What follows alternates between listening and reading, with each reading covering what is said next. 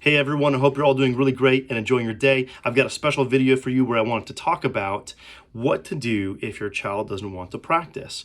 And as a parent of a child who's taking music lessons, you may have experienced that where you want your child to practice, but they don't want to, or they want to go outside and play more sports or play more video games or play with friends or do something else, but they have a difficult time making practice time happen. So I want to go ahead and go over multiple points that will help you as a parent with helping your child practice. So the first thing I want to cover, number one, is specifically to have realistic expectations. And you may be wondering, how do we have realistic expectations for practicing? And here's what I mean by that. I'm a parent, and all of us parents understand that one of the multiple things that kids really need to learn over and over and over again and develop as they grow older is discipline or perseverance. And most kids need to develop that as a skill. They need to develop that as a pattern and a habit in life. And they don't necessarily just all of a sudden one day when they're 2 or 3 or 4 years old, they're completely disciplined in everything. No, they've got to learn that. And I want to let you know that actually has a huge impact on practicing because most students, no matter how good they are, how famous they might be someday, or whatever the circumstance may be with them, most students will have times or consistency with struggling to be disciplined to practice. Even if they like the instrument, even if they enjoy it, even if they get excited about it, they will probably have difficulty being disciplined to do that. And that's actually a very common thing. It's a normal thing. It's not abnormal whatsoever. So let me give you some examples to flesh that out. And so for me, I'm a music teacher. I own a music school. I've played in front of thousands of people. I've had some, recorded multiple CDs. I even recorded one that went to the top 10 of iTunes in a specific category. Yet when I was a kid, guess what? I didn't want to practice. I didn't want to practice. It was definitely at times a struggle for my parents to get me to practice, but they kept at it and they just made me practice. And so I went ahead and did what I needed to do to follow their instructions. But it wasn't always easy. I didn't like it. I would often get nervous before performance times. I often didn't want to perform. And you wouldn't have seen me at the age of 9 or age of 11 or age of 7 and said, oh yeah, he's definitely going to own a music school. You wouldn't have seen that at the time. But then eventually, as my parents persevered and I continued to develop my ability, I really just caught fire with music around the age of 13. And then from then on, I was really consistent with it. And that was my journey. But a lot of other people will have similar journeys when it comes to practicing. There are seasons and times in life and years where they don't really want to, but they need help from their parents to be disciplined. And even as an adult, I'll tell you that, there are times where I need to practice where I don't feel like I want to.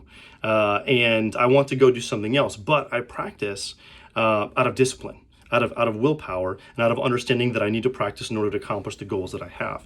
And that's very common, even for some professionals. And we have really good teachers here who also do touring and do amazing things. And at times, they may not want to practice certain days either. So that's a very common thing. And just to give you a couple other examples, maybe related to that, Gabby Douglas, she was a all-around Olympic gold medalist as a gymnast.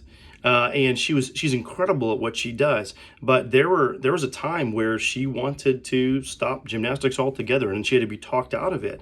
And obviously, part of staying in gymnastics was the practice part and the practice regimen. And she, wasn't feeling like she wanted to do that. But thankfully, she was talked out of it, continued, and became a gold medalist. Or even for those of you who remember Joe Montana, really great NFL quarterback from the 80s and the 90s, and he, when he was a kid, he wanted to quit football, of all things. Think about that. He wanted to quit football, and of course the practicing that came with it. But his parents or his father helped him remain disciplined and stay committed, and he continued. Then eventually times shifted, and then all of a sudden he wanted to go ahead and continue. So I just want to let you know, there are so many other stories I could tell you of my students and other teacher students and other friends that I know where the child didn't want to practice, and it was something that lasted for a long time. But they just needed help with discipline. And through that, they made it through. And then years later, they reaped the rewards and the benefits from that. So another thing I want to hit has to do with some good news. So here's some good news for you as a parent. Right now in your child's life, whether they're 5, 7, 11, 13, or 17, you have an opportunity to be something to them that you may not be able to beat them potentially later on. You have an opportunity to serve them in a specific role as a parent and be there for them in a way that they may not need you in 5 years or 10 years or 15 years down the road. And so, your child may be young and they may need help practicing, and you may need to go and sit down with them and open up the book and say, all right, your teacher said we're going to do this scale. So let's go ahead and do the scale together.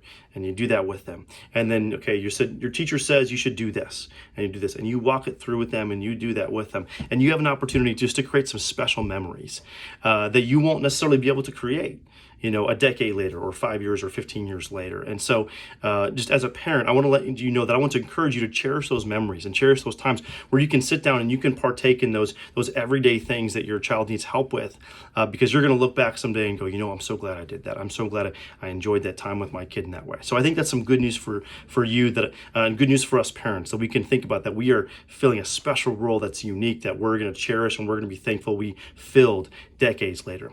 And so now I want to move to something else, is that sometimes here's one circumstance that can sometimes come up. Sometimes the child is not really wanting to practice, and maybe it might be time for them to potentially think about a different instrument. Now, this is not for everyone, but it may be time for them to think about that. And maybe they are playing, let's say, a violin, but they keep hearing this one band or this one style of music, and they really want to play piano. They want to play jazz, or they want to play something else like that. Or maybe the child is playing drums, but they just keep listening to music, and they keep playing air guitar, and you maybe think maybe they want to try out guitar too. And so that often happens. Like for me, I started out on piano, and then eventually when I was 13 and I shifted to bass guitar, that was something that really helped me engage more with music. And so I want to let you know that, again, not for everyone, but sometimes, 5, 10, 15, 20% of the time, sometimes the key for helping a child when they're younger, when they don't feel as engaged or want to practice, it could be that a different instrument would actually light that fire a little bit. So that's something you can talk about, with your teacher, or potentially I'm available. I'm really happy to talk with you about that. And a next thing for you is that one of the things that can really help you with helping your student practice, along with just being there and doing it with them, is actually talking with your teacher and just saying, hey, we're having a hard time doing this and getting my child motivated, and et cetera, et cetera, et cetera. And what your teacher can do, your teacher can actually start looking at, is there a shift that you need to make in terms of the style of music you're playing? Is there a shift that you need to make in terms of the book you're using? Is there a shift that you need to make in terms of the songs that you're playing, or the bands or the artists that you might be playing, or something else like that? A lot of times a child can go from a very low degree of engagement to a very, very high degree of engagement simply by changing the style or changing the approach. And your teacher has a lot of flexibility to do that, and all they need is good communication from you. So what you can do as a parent is be overt with taking time to communicate with your teacher, and your teacher can greatly help. And I've had so many students who come in and they go, you know what, I'm not really excited about this, I'm not enjoying this. And I go, wow, thank you so much for telling me. Let's go ahead and change that. Let's make it better. Let's go ahead and take you to the next level and help you really enjoy this. And we make changes, and boom, they completely enjoy what they're doing. So before I finish up here, another thing that can sometimes happen is sometimes students are just a little bit busier. Maybe they're doing spring sports or fall sports, or they're starting at a new school, or other things are going on, and things are getting a little bit busy. And because of that, they're less motivated to practice, or they just don't have as much practice time. And I want to let you know that that's okay too. That's actually so normal for that to happen. And it doesn't mean that they don't like the instrument. It doesn't mean that they won't reap rewards from it in the future. It just means that maybe they're in a busy season. They need to practice a little bit less, and that's okay. And if they want to be the best of the best in the world, then they should be doing a hardcore practice schedule. If they want to be, John Mayer on guitar, or Yo-Yo Ma on cello, or someone else, then they want to have a hardcore practice schedule. But if they just want to learn the instrument and enjoy it, it's okay sometimes if they have to pull back because they need to make a little more room for tennis or volleyball, or they have a play they're in at school and it's the last 2 weeks and it's crunch time and they've got a lot going on. So just wanted to let you know that there are ebbs and flows, there are ups and downs in every child's life, and that's okay. And I think the one last thing I'll tell you now is that when it comes to practicing, like I said, there are seasons in life. Sometimes there's a year or two period where it's difficult for the child to practice, and then sometimes there's a year or two period where they're just on fire and you can't get them to not practice. And it can go up and down, and the same child can go through different seasons just like that. I want to let you know, in those tough seasons, when you really have to help them practice and help them stay disciplined, and give them requirements as a parent, which we all know can be difficult, of course. When you do that, I want to let you know that they will still, and you as a parent will still reap tremendous rewards later on in life from that. Because when a child is pursuing an instrument and they're staying disciplined to practice, that they're learning discipline that's going to affect them in every area of life. They're going to learn discipline that's going to affect them when they're trying to go through college. They're going to learn discipline that's going to affect them when it comes to their first job and their second job and their third job, is because they've developed those discipline muscles per se, and because they've developed the ability to have a long-term mentality with an instrument. That's going to help them have a long-term mentality with so many other things in life. And there are, for instance, just to give you perspective here, there are sometimes companies or businesses that will specifically look for people that are music majors to come work in non-music major oriented jobs. Interesting, huh? But they'll actually do that. Why? Because of the way that music majors will sometimes think. And one of those things that they do is they can be really good at discipline and pushing themselves through certain things, and that really impacts a non-musical job. And so I want to let you know that what you're doing with your child right now is going to pay dividends in 20 years and 30 years and in so many ways later on for the rest of their life. So it's worth it, even in the more challenging times or in the more easy times. But all in all, if there's any other way that I can help you, please go ahead and reach out to our office, and our office staff can go ahead and connect you to me. I'm really happy to help you in any specific circumstance that you or your child are going through.